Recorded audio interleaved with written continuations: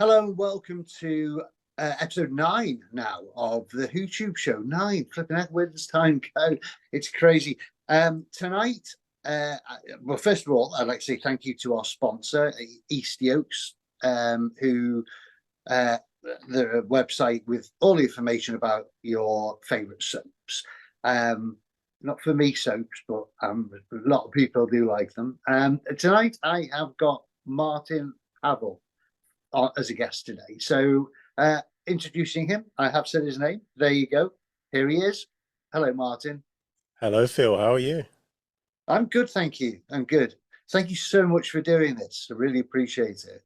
No worries. I've been watching them, really enjoying them. I'm so impressed that you've got sponsors 9 episodes in. That's amazing.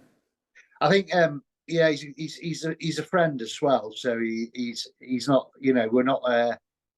It's not a financial sponsorship. It's an agreement and helping with equipment and stuff like that Oh, to try and make the show better for next season. As you see, behind me, this is information for people who are watching, of course. But behind me, I have this, and this is done on Zoom. So as I move, sometimes my arm disappears or my head. So I think we're going to get something better, green screen or something for next season. But we've got this and another episode left and a couple of specials, and then we're going into season 2 after a break. But today we're going to start with some icebreakers as usual. Martyn, just to find out a bit more about you and your Doctor Who story. So this is your favourites, okay? So we'll start off with your favourite episode or story. Oh, Ever. favorite. I used to say Curse of Fenric. I thought that was my favorite, but The only one I had on VHS. really, I mean, still. I think it might be Remembrance of the Daleks. Oh wow, classic episode. Was that the first time that they could actually not stay on one level? They could hover for the first time. Yes. Yeah. Peter Davison, if I'm not mistaken. Yeah, was it him? Sylvester McCoy. Oh, Sylvester McCoy. Yeah. Yeah. And they went up the stairs, didn't they, for the first time? Your favourite Doctor? I have here new and classic. Okay, classic. We're gonna go Sylvester McCoy. Okay. New. We're gonna go Matt Smith. Okay, fair enough. Is Sylvester McCoy your Doctor, being that was your era? It was, but I didn't discover Doctor Who till 2005 because I was like 7 or 8 when it was cancelled. Okay. So around the age I would have started watching it, it was taken away. So, but I knew what it was. Like I knew what a police telephone box was. I knew what a Cyberman was, what a Dalek was. I knew Tom Baker had been in Doctor Who. So it was just kind of in the zeitgeist. So I knew what it was. But yeah, when I started dipping my toe back into Classic Who, I discovered McCoy and especially all the Big Finish audios. You know, he's been the Doctor on Big Finish for about 25 years now. Yeah. As they all have. And yeah, I think he's just incredible. He's a all-round just comedic actor. He's dramatic. He can do it all. Yeah, he can. I mean, the comedy aspect of it, I think, from all the Doctors, he's always been the one that kicks on with comedy. I mean, obviously the writers had to write it, but he was able to do it. His physical movements and everything sometimes just made you laugh, which is it's good. tremendous. Yeah. Right. What about your favourite companion? Favorite companion. Now this is not one you're going to hear often. Martha Jones. Okay. Why would you say you're not going to hear that often then? Martha gets overlooked a lot. And I think she only gets overlooked because she followed Rose. So with Rose, she was the first companion for a lot of people. She was the first companion for a lot of classic fans who had just discovered the new series. They'd been with her for 2 years now, and now she's gone. And then she's followed by Catherine Tate, who people love. So she's kind of like the middle child of Doctor Who companions. Yeah, I agree with that. I agree. Freema Agyeman she's a much better actress now than she was when she was doing Doctor Who, but it was her first big series. And I know Yeah. some people hit the ground running straight away as soon as they get cast in something big, they're spectacular. Some people like Will Smith learn on the job as they're acting. And I think Russell T Davis's original idea for Martha was she was going to be like the anchor point of the whole Who-niverse.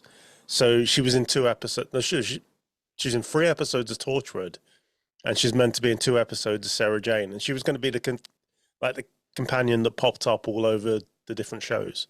Yeah. And I think that's such an interesting idea to have. And I don't think we get to have the relationship with Donna without Martha. No, no, I think you're right there. My son loves Donna. Oh, he thinks it's because she's just funny, and Yeah. the writing for her was equally as funny. So I think it was written for Catherine Tate. So with her in mind, and used a lot of the type of comedy she would do in her own show into Doctor Who, which was very clever and very, very good actually for writers to do that. And what excuse me, what a revelation she was in that show. I remember hearing that she was announced, I thought she's just going to be that shouty kind of Lauren in space, and we get a bit of that in The Runaway Bride, but then they tone her down. I remember my fiance had never really watched Doctor Who until it was during the pandemic. She was like, "Oh, let's go and watch it." And we got to The Runaway Bride, and she turned to me and she said, "Okay, how much of Catherine Tate do I have to tolerate?" And I was like, "Oh, she gets really good." And by the end of her run, she was like, "Yeah, she's brilliant." Yeah, she is superb. Right, this is a difficult one. This you got a logo there of Superman on your hat. It is Superman, isn't it? It is Superman. Yes, the new logo. I'm going to ask you for your favourite logo for Doctor Who. I'm going to go Pertwee. Okay. I mean, that's the quintessential one. That's when they went to Hollywood and they made when they went to Canada and they made the McGann TV movie. They dusted off the Pertwee logo, and that's what they packaged it as. Yes. Okay, and your favourite spin-off? You've already mentioned a couple. Torchwood. Yeah, I favourite for a lot. My son can't wait to watch that. How old's your son? 14. Oh, yeah, he's about the right age. My son's just started to watch it. He's 15. Yeah, he is about the right. But it's that very. Is it the second episode where you? Yeah, I mean, this is a family show, so I won't go into what that was about. But it was adult themed, wasn't it? To say the least. I've watched episodes of The Boys with my son, so I think we're well prepped for this. What about you? This is a good one. This your favorite villain, monster, alien? What adversary? I think is the right word. I really like the Master. I think there's an interesting thing to do that, and I think Heath Ledger's Joker has got a lot to answer for. Actually, no, because Heath Ledger's Joker comes after John Sims' first incarnation. But I feel like every actor that's played the Master in the new iteration of the show has gone a bit too manic. Yeah, I can. It's like they're playing the Joker. And I really miss Delgado. And even Ainley was like a more subdued kind of performance. And just that master manipulator, the tail side to the Doctor. Yes. Yeah, the yin to the yang. I think that is just incredible. It is. And in the new series, you got a bit. I don't know what the right word is really. Nuts. Is that a right word? Yeah. He was just all over the place, but he was brilliant. Great performance, yeah. Incredible performance by all of them. They've all been good. But Even I think Derek Jacobi. Yeah, just a bit manic. I wish we'd had more of Derek Jacobi. Oh, he's fantastic. He's great on audio. Yeah, has he done audio? I didn't know He's a big finish. Yeah, the War Master range is very, very good. Oh, I'll have to have a look at that then. Not a look, a listen. Right. Do you prefer having the Master or Missy I'm okay with either, but I kind of like the one who went good was the one who was so different to the rest, if that makes Yeah, sense. yeah, it does. So Missy went. Well, I mean, if they cast a woman in the role again and we get another Missy, great. It depends who they cast. Yeah.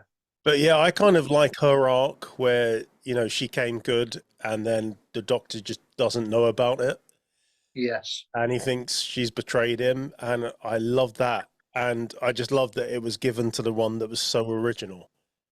Yes. Yeah. Yeah. It was. Yeah. Right. Now, this one get your thinking cap on for this one. Your favourite guest star. So this is someone that might be in it maybe Ooh. once, 2 or 3 times, maybe at most. You know who put in a really good performance? Richard Wilson. Yes. Yeah, he was fantastic. Was he in Dr. Constantine? Yes. Yeah. Uh, Oh, so good. So good. yes, he was. He was. Recently rewatched that episode with my son, and yeah, when he started to turn, he started to say, "Are you my mummy?" At that point, I don't know. He just took the show, didn't he? It was like an Oscar performance in a Oh, big BBC show. yeah, it was incredible. And the effects still hold up. Yes, they do. Still look good now. Yes, they do. Right. What about your favourite version of the TARDIS? Paul McGann TV movie, which I guess technically is Sylvester McCoy TV movie. Yeah, the But I big one. think the kind of gothic architecture of it, I think that Yeah, encapsulates what the Doctor's about. yeah, Although and I do like Shooty's one. yeah. Yeah. Right. Yeah, I do actually. I like the cleanliness of it. I think Yeah. it might be my OCD that's doing that, but I like the cleanliness of it. Do you prefer to have one companion or more than one? I think two's the magic number. Right. Okay. I think Why is that? well, one's perfect, but two, I think two, you get another character bouncing off the Doctor. So my favorite version of series one with Eccleston and Rose is when Jack's with them. Right. It Yeah. just brings a different dynamic. And in series two, I like when Mickey's with them for a little bit, and then series three, we have, you know, Martha, and then Jack comes back, and then I kind of feel like it balances out the show and it gives you time to breathe. Yes. But Yeah. I feel like I don't want to keep ragging on their era, but Chibnall and Jodie Whittaker's era suffered from too many companions. Yeah. It was the fam, as she called it. I mean, maybe if Bradley Walsh has stayed behind on Earth and we just checked in with him every like 3 or 4 episodes, kind of like what they did with Nardole in series 10. Yeah. Or Wilf. That would have been perfect. Yeah. Or Wilf. Oh, Wilf, yeah. Yeah. Do you right? Well, this is the big question, and I have been shocked at the answer to this one a few times. But jelly babies or fish fingers and custard? Uh, Jelly babies, but when we were a fledgling podcast, when we first started Bad Wolf, I ate fish fingers and custard. Oh no. Yeah, I can't remember if there's any video for it, but we definitely took pictures. And I was fine for the first 2 fish fingers. I was like, Right. this actually isn't that bad. And then I got to the 4th one and my stomach really started to go, and then I vomited. Oh no. And Oh no. and then I later learned, of course, Matt Smith didn't eat fish fingers and custard. He ate No. marzipan and custard. Yeah. And Yeah. that's very different. Yes, it is absolutely. But you're not alone at trying fish fingers and custard, because I've had a few guests say the same. I'm going to ask you.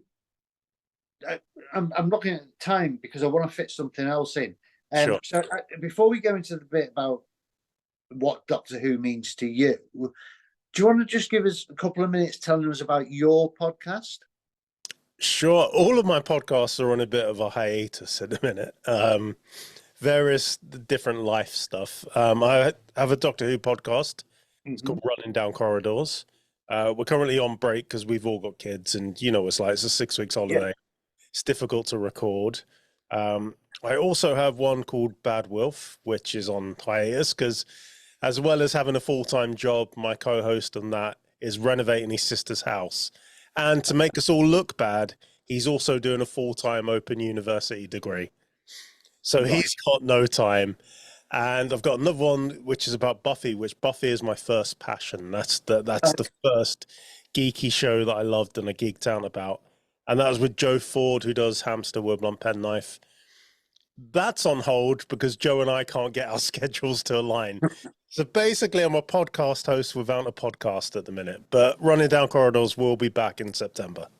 Oh, that's cool. And what is it? Is it on every, like, is it on Apple and Spotify and everything? Is it? Yeah, wherever you can get your podcast, you can listen to us. Cool. I just wanted you to promote that. So, okay, the big question: what does Doctor Who mean to you? I remember what it's done for me is it's given me a connection and helped me make friends. Okay. And I remember my 30th birthday, and I'm now 42, so this was a while ago. But my 30th birthday, everybody that came was somebody I've met because of Doctor Who. Okay. Yeah, there's somebody that I've met, I've started talking to on Twitter, or I podcasted with once, or I've just met at a convention. Every person there was because of Doctor Who, and I love that. That's what the show's given me. Wow. Well, that's something that I've been exploring myself. It's not that I don't have friends, but I have one friend that lives an hour and a half away. Yeah. My other friend, she's got a child of her own, and time is difficult. But I've been looking at the local groups myself to go along with my son and meet other like-minded people locally. And so, yeah, I can see, because it's been crossing my mind, I can see why that would be a big thing for you. So, so when did that all kick off then? Yeah, I know you're saying your 30th birthday, you had them all there, but when did it start, or do you remember how and when it started? Yeah, well, it was 2005. I just remember because I used to be a big reader of SFX magazine.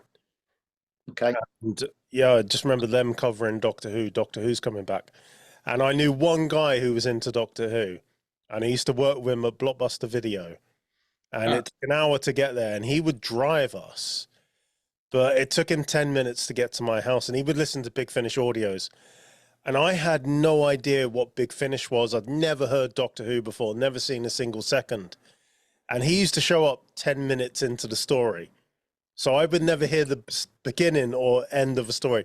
So in the end, I started telling him, oh, I don't need a lift today. And I would get the train just because I didn't want to listen to Big Finish.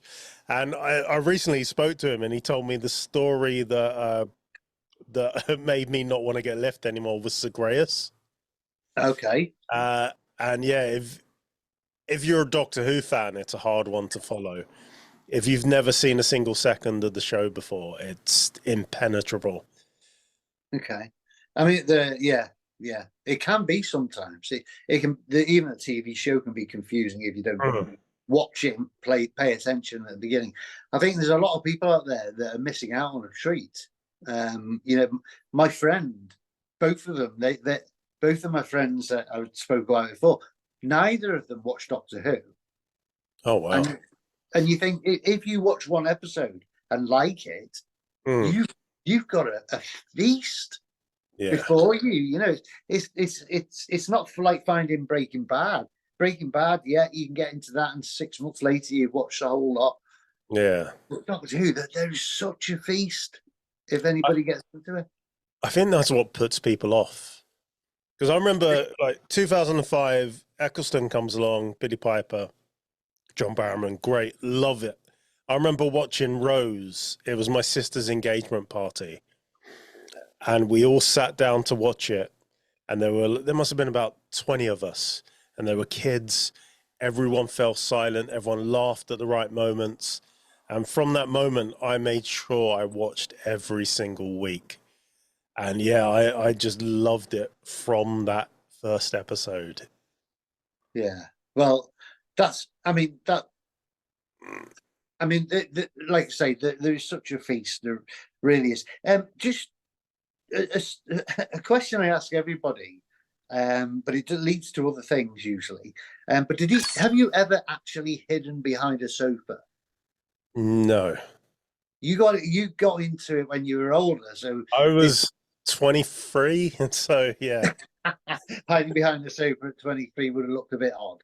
Also, yeah, I grew up, you know, we weren't poor, but we weren't rich. So our sofa was always against the wall. We didn't have enough space to put Yeah. it in the middle of the room. But you know, I'm doing all right for myself now. Our sofa is in the middle of the room, so I could Okay. hide behind it if I wanted to. But I don't think you need to. The first time the Weeping Angels came about, you may have done. That was for anybody that doesn't watch Doctor Who. I wouldn't say go and watch that one first because you know it is a frightening one. So we talked about Doctor Who being you know something that you found friends through over the time. But if you think about it now, and what does it mean for you now? What is it for you now? Is it a family event to get and watch an episode, or do you have friends, or what do you do? I tend to watch it. It's normally just me and my fiance. My son still watches sometimes. But if I'm honest, I've kind of fallen out of love with Doctor Who at the moment. Okay, why is that? Go on, tell us all. Oh, something isn't gelling for me. And I think Shootigat was terrific. I think he's got a great Doctor in him. Yeah. And he's probably the best actor they could have cast to play this version of the Doctor. I think Millie Gibson has got a great career ahead of her. I just don't think the writing is there. And this is going to sound really weird because this is series one, but this feels like series one made by people who have never made TV before. It's different, isn't it? And I don't know whether it's the influence of Disney. I mean, the very first episode, the Space Babies one, that felt like, you know, that felt like it could have been a cartoon. Oh, absolutely. It was okay, but it could have been a cartoon. It was you know, Space Babies. I mean, that's just ridiculous.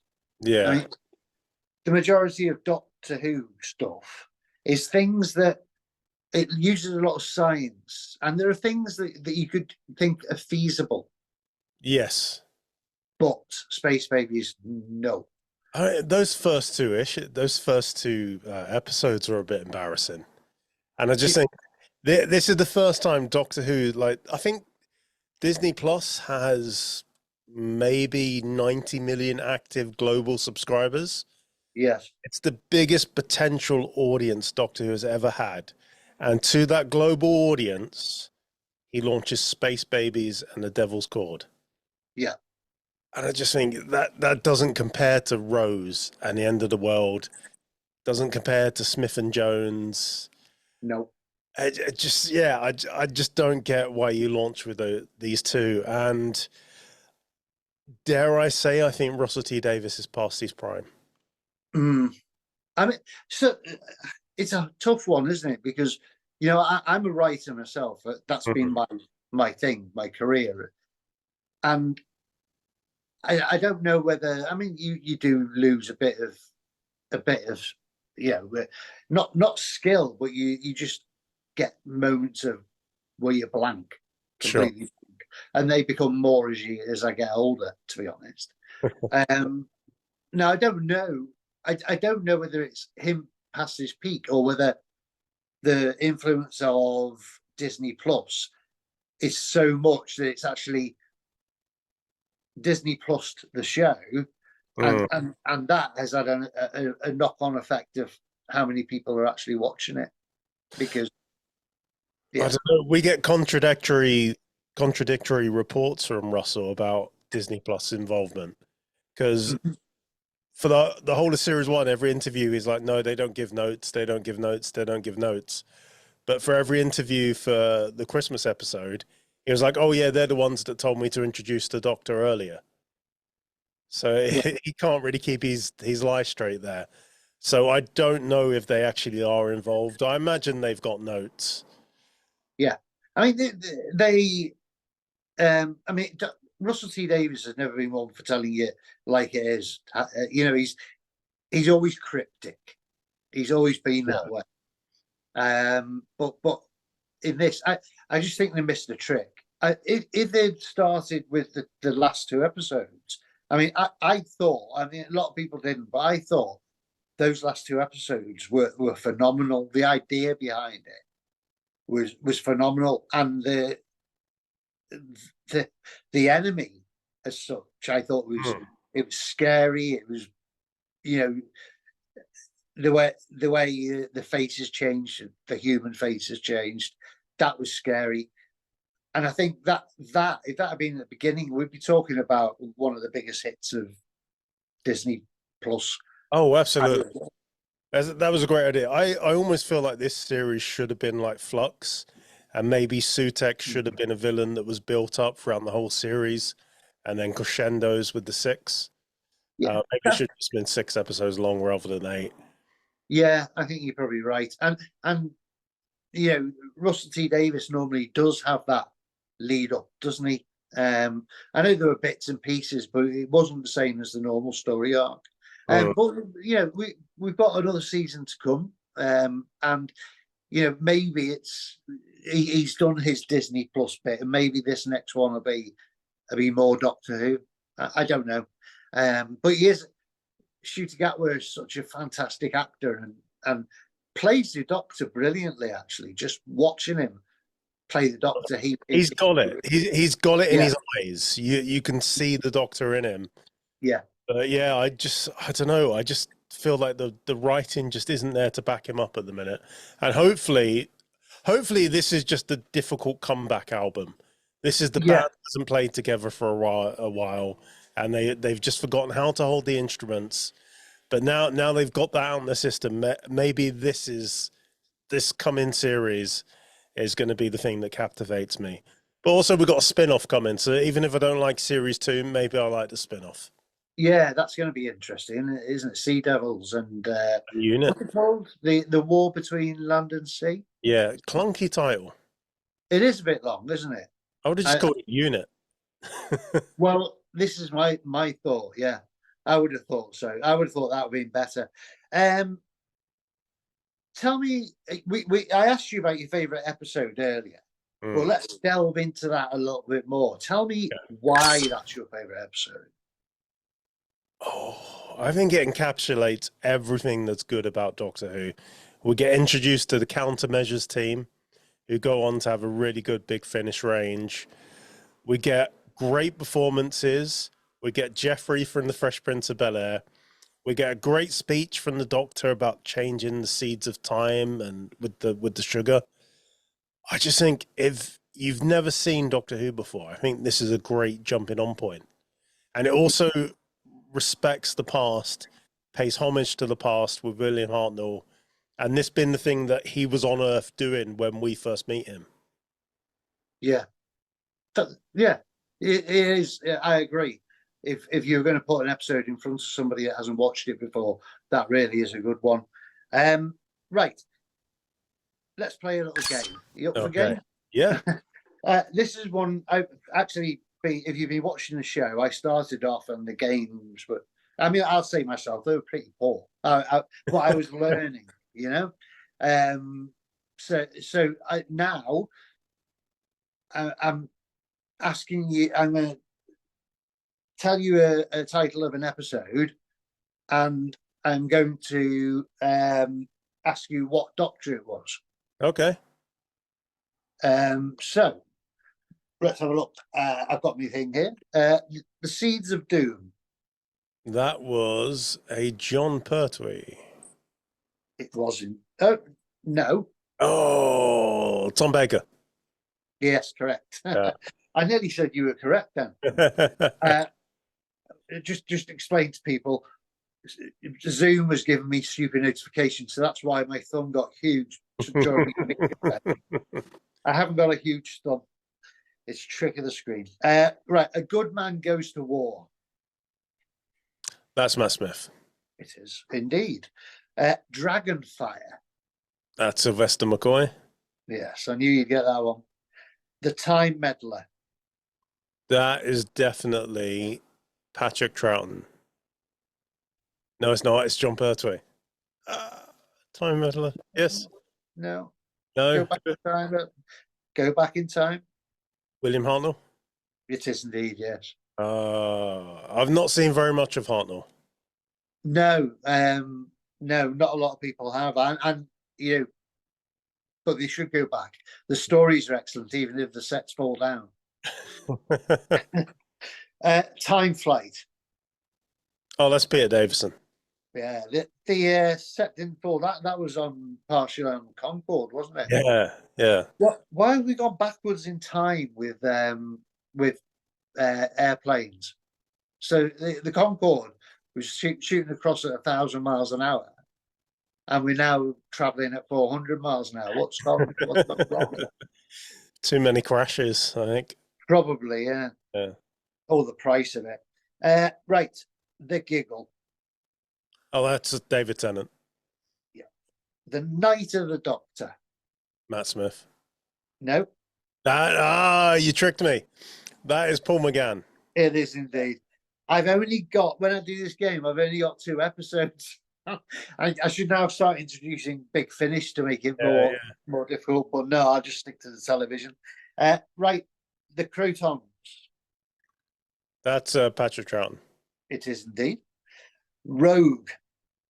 That's Ncuti Gatwa. Correct. Hellbent. That's Peter Capaldi. It is indeed. Colony in Space. That's John Pertwee. It is indeed. You're good at this. Village of the Angels. It's Jodie Whittaker. It is indeed. The Mark of the Rani. That is Colin Baker. It is indeed. The Satan Pit. It's David Tennant. It is indeed. And last, Father's Day. Oh, that's Christopher Eccleston. Wow. If I'm going to give you that seed to do one at the beginning, you got there eventually. You got them all right. Hey. I don't know how you know, I think you're the second person to do that. I thought this was going to be a more difficult one, but obviously I'm not. I need to start rethinking the games. I'll be playing Ludo next week. But well done.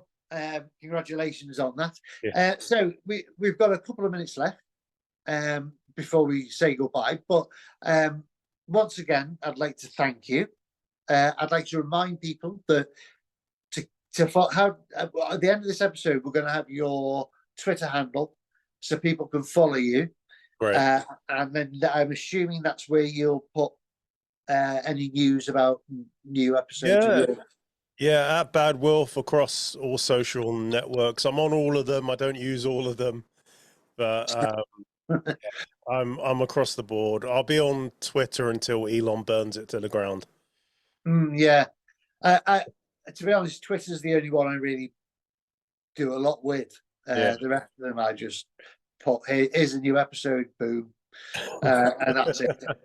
That's it. But yeah, it's been a pleasure speaking to you. Likewise. Thank you. And I hope that we can do it again. Maybe as your podcast comes up and running, absolutely. We can do a cross-platform. Yeah, I love that. A switcheroo. Apologies if I've been a bit breathy on this. I'm recovering from bronchitis. So, oh dear. Yeah. You've been fine. You've been perfectly fine. Don't worry about it. You've had your drink there. I don't know what it is. Has it got any alcohol in it? It's just blackcurrant squash. Oh, is it? Yeah. No vodka in there, then? No, not these days. Not these days. All right. Well, listen, Martyn, thank you so much for coming on and being a great guest. And we'll see you again, no doubt. Thank you. Yeah. Bye-bye.